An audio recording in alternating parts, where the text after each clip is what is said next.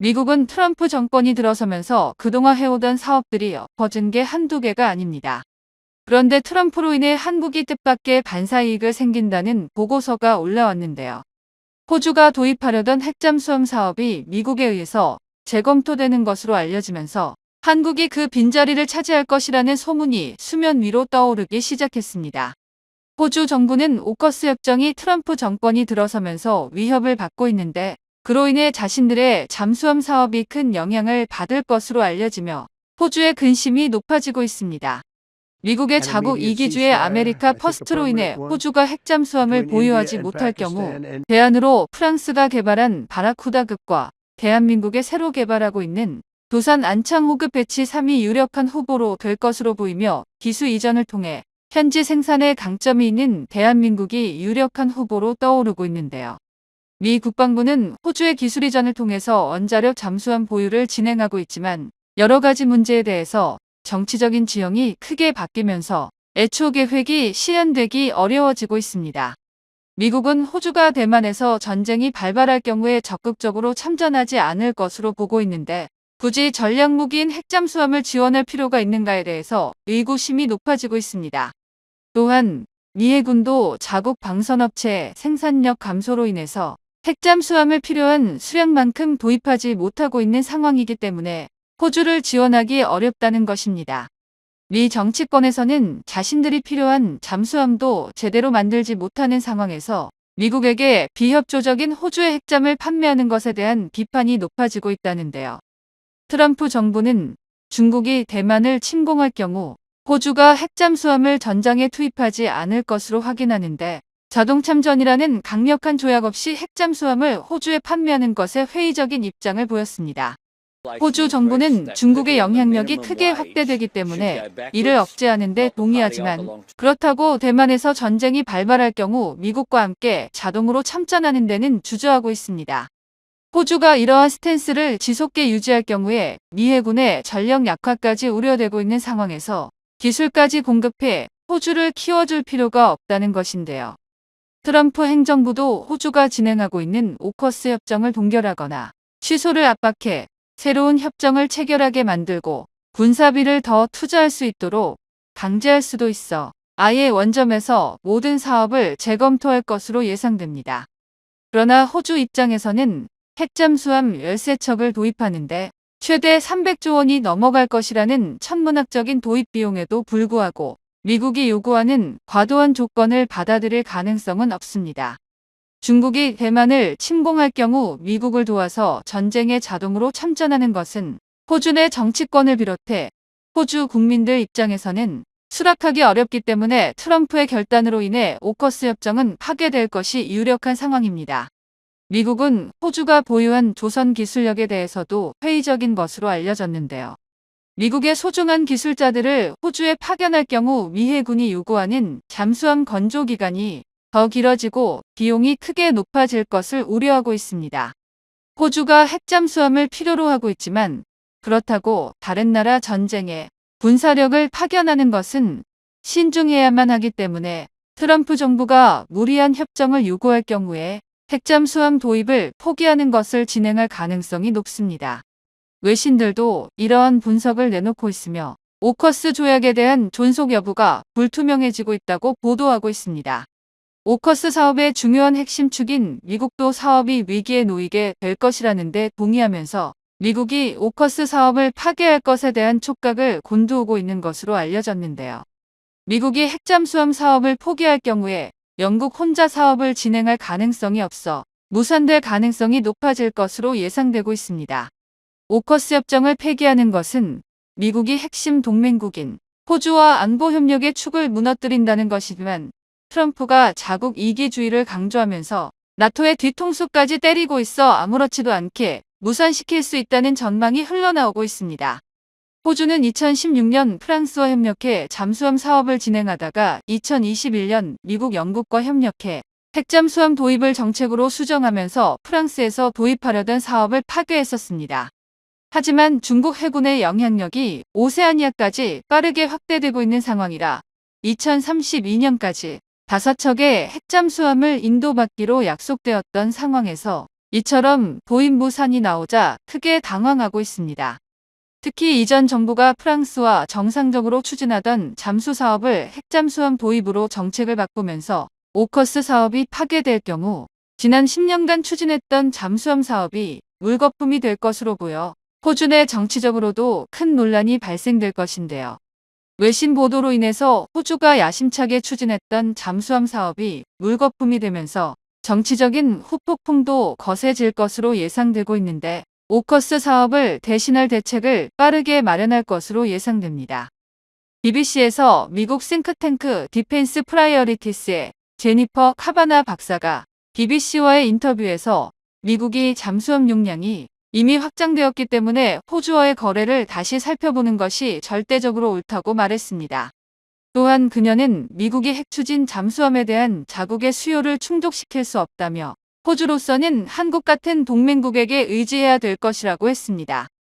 영국은 호주 정부가 추진하는 핵잠수함 사업을 지지하고 있는 상황이지만 기술을 지원할 역량을 갖추지 못해 다시 재래식 잠수함을 더 많이 도입하는 방식으로 수중 전력을 보완할 것으로 예상됩니다. 그러나 프랑스가 호주에게 뒤통수를 맞았기 때문에 이전보다는 까다로운 조건을 제시할 가능성이 높은데요. 프랑스는 현재 바라쿠다급 잠수함에 대한 주문이 많이 몰려들고 있어 호주 해군이 요구하는 2032년까지 최소 5척 이상의 잠수함을 수출하기 어렵기 때문에 프랑스와 협력하는 것도 쉽지는 않을 것으로 전망됩니다. 결국 유력한 대안 중의 하나로 대한민국이 새롭게 떠오르고 있는데요. 오커스 사업이 파괴될 경우 협력 가능성이 높아질 수 있다는 게 지배적입니다. 이미 대한민국은 호주가 추진하던 잠수함 사업에 관심이 높으며 오커스 사업이 오랜 시간 소요될 것으로 분석되었고 그 기간의 공백기를 메우기 위해서 잠수함 임대를 호주 정부에게 제안하기도 했습니다. 당시에는 오커스 사업이 활성화되던 시기라 호주 정부에서도 관심이 없었지만 캐나다가 최근에 추진하고 있는 잠수함 사업에 대한민국이 유력한 후보로 구성하면서 2021년과는 상황이 많이 틀려졌습니다. 호주 정보는 재래식 잠수함도 빠르게 발전되고 있고 리튬이온 배터리가 대한민국과 일본을 중심으로 적용되면서 충분히 핵잠수함 임무를 상당 부분 대처할 수 있을 것으로 예상하고 있습니다. 여기에 최소 300조 원 이상이 필요한 오커스 사업에 대한 부담으로 인해 이보다 저렴하면서도 자국 방어를 위해서 충분히 검증이 된 대형 재래식 잠수함도 임무 투입이 가능합니다. 호주보다 방어해야 하는 해역이 넓은 캐나다가 한국산 잠수함을 유력한 후보로 검토하기 시작하면서 상황이 크게 바뀌고 있다는 것입니다. 여기에 대형 수직 발사체계까지 갖추고 배수량을 더 크게 만들어 수출용으로 새로운 잠수함을 제안할 것으로 보여 최구가 큰 서양인에게도 적합한 잠수함으로 활용될 수 있습니다. 또한 재래식 잠수함에서 주로 운영하던 어뢰뿐만 아니라 전략 무기체계인 수중 탄도미사일까지 운영할 수도 있어 중국 잠수함에 대한 헌터킬러 임무뿐만 아니라 핵무기까지 은밀하게 투발할 수 있기에 한국산 잠수함은 다른 국가들에게 매력적으로 느껴지고 있습니다. 대한민국은 캐나다가 선택할 경우에 잠수함 기술을 적극적으로 이전할 계획이며 현재에서 양산이 가능하도록 다양한 지원을 추진할 것으로 알려져 프랑스와 경쟁이 가능한 유력한 후보가 거론되고 있습니다.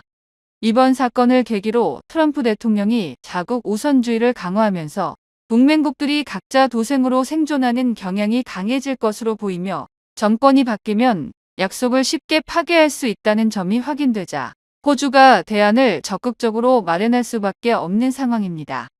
호주가 영국과 협력을 강화해서 핵잠수함을 도입할 수도 있지만 애초에 미국의 산업 역량을 보고 추진했었던 사업이었기 때문에 영국 혼자 이러한 것을 감당하기는 쉽지 않을 전망입니다. 기존 오커스 협정도 2032년까지 타이트하게 건조 기간이 설정되었던 상황에서 한 척을 건조하는데도 5년 이상이 소요되는 영국의 잠수함 건조 능력으로는 2032년까지 호주에게 5척을 공급하는 것은 불가능하기 때문입니다. 반대로 한국의 경우 캐나다 사업의 현대, 중공업과 한화오션이 원팀으로 사업에 참가하고 있는 상황이라 더 빠르게 공급이 가능하다는 점이 장점입니다.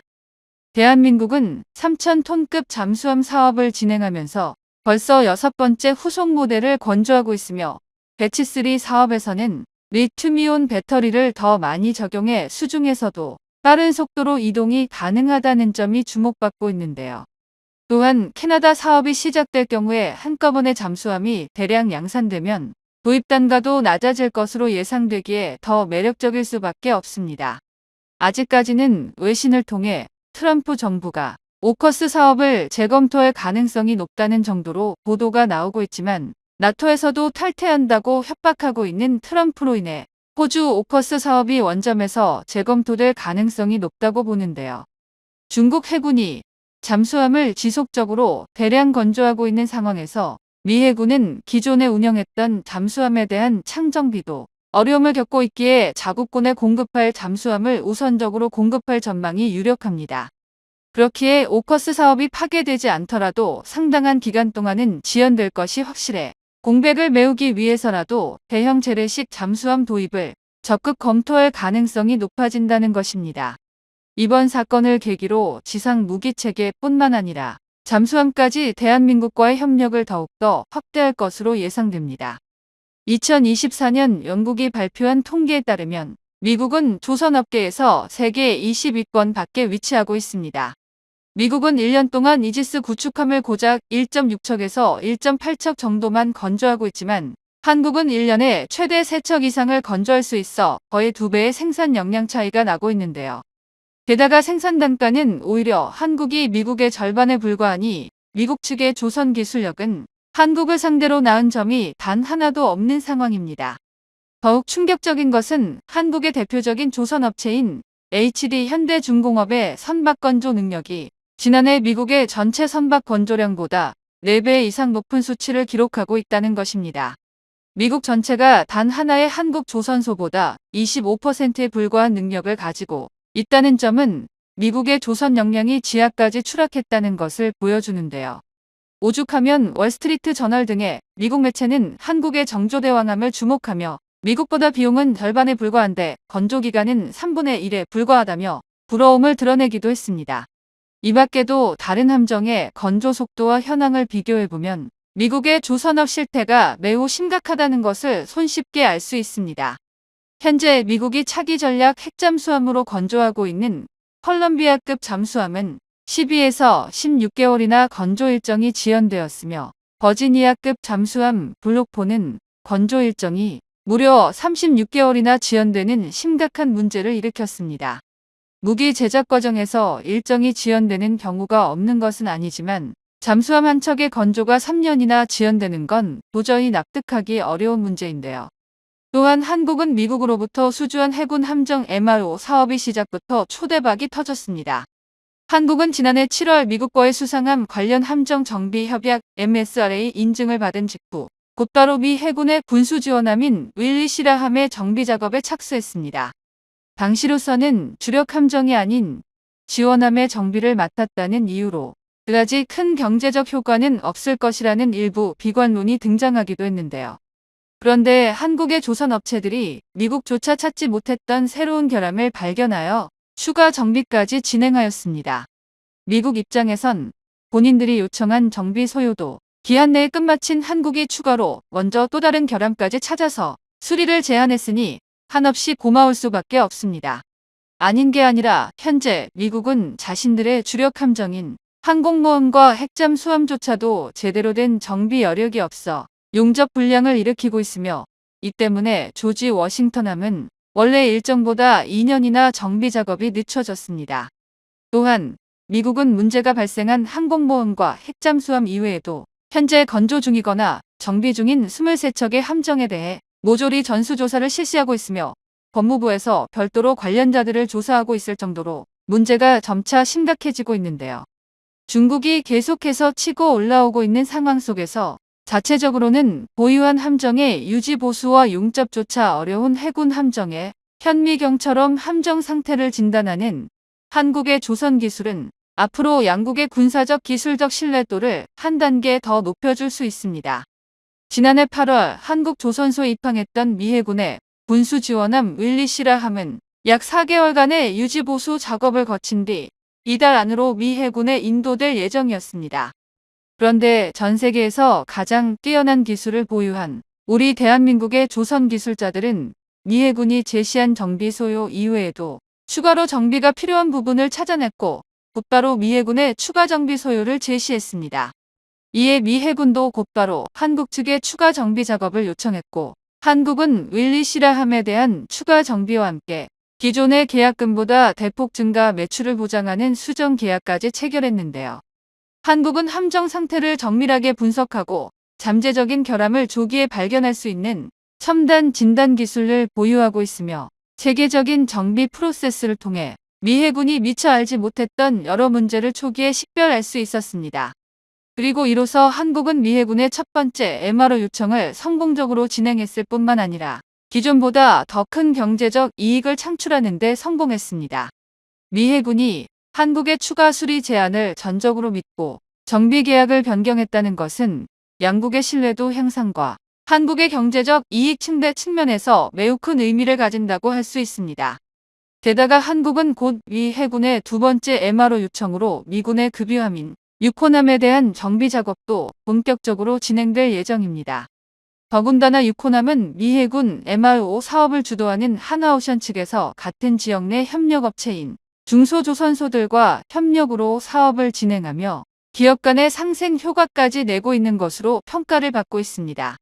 유코남에 대한 유지보수 작업은 올해 4월까지 진행될 예정으로 윌리 시라함에 이어 유코남까지 성공적으로 유지보수 작업을 마친다면 미국이 한국 측에 추가로 MRO 사업을 제안할 것이 자명한데 앞으로 우리 대한민국의 조선산업은 미국의 MRO 사업이 큰 비중을 차지할 수 있습니다. 사실 한국 조선업에 있어서 미군 측의 물량을 꾸준히 확보하는 것은 매우 중요한데요. 현재 한국은 차기 전력으로 주력 구축함과 잠수함, 호위함 등을 건조하고 있으나 해당 사업이 모두 완료가 되면 향후 조선소의 공장 가동률을 일정 수준으로 유지할 수 있다는 보장이 없습니다. 방위산업과 조선업에 있어서 일정 수준의 가동률을 꾸준히 유지하는 것은 매우 중요한 문제인데요. 가동률이 불안정해지면 숙련된 기술자와 생산 인프라를 감축하게 됩니다.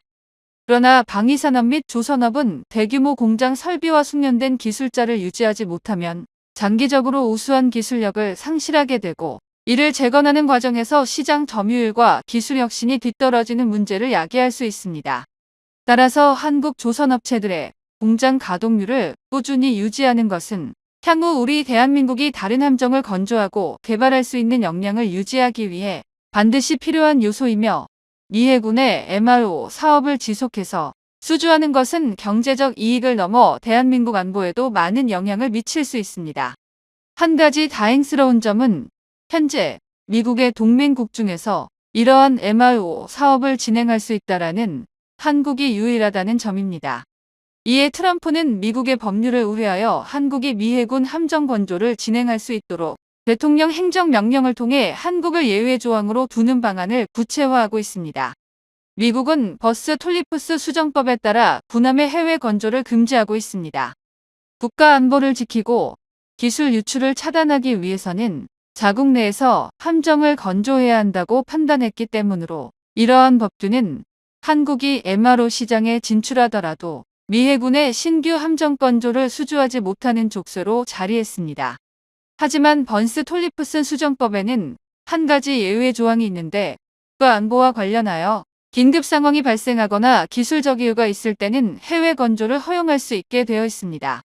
트럼프는 미국의 조선업 역량이 일정 수준으로 회복되기 전까지는 이러한 예외 조항을 이용하여 다른 나라의 함정 입찰을 진행하겠다는 뜻을 밝혔으며 한국에 대해서는 예외 조항의 범위를 정하기 위해 한화오션과 HD 현대중공업의 함정 건조 가능 분야, 가용 인력 선박 건조장 등의 현황을 조사하고 있는데요. 관련 분야의 전문가들은 한국이 미 해군의 핵심 전략 자산인 항공모함과 핵잠수함을 제외한 구축함, 호위함 등의 함정을 수주할 수 있을 것으로 전망하고 있습니다. 그리고 한국이 미국의 신규 함정 건조에 참여하게 된다면 한국의 경제적 이익은 천문학적으로 상승할 수 있습니다. 통상적으로 미 해군의 MRO 시장은 연간 약 20조 원 수준의 규모를 형성하고 있는 것으로 추산되지만 신규 함정 건조에 참여하게 되면 최대 350조 원 시장 규모가 확대될 수 있습니다. 그야말로 엄청난 경제적 이익이 한국 앞에 놓여 있는데요. 미국은 2000년까지만 하더라도 중국보다 200척이 더 많은 함대를 보유하고 있었습니다. 그러나 2024년에는 역으로 중국이 미국보다 100척가량 더 많은 함대를 보유하였으며 10년 뒤인 2035년이 되면 중국과 미국의 함정 보유량은 150척 이상으로 벌어질 전망인데요.